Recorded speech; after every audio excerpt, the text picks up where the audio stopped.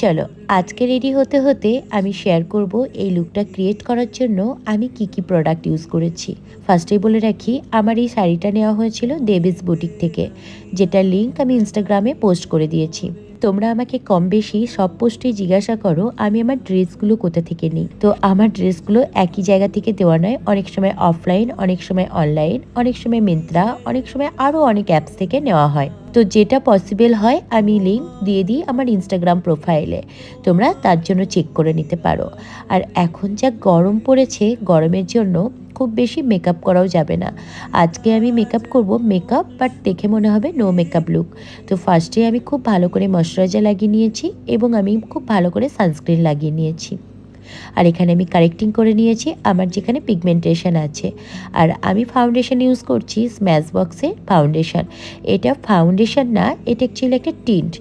গরমের সময় foundation use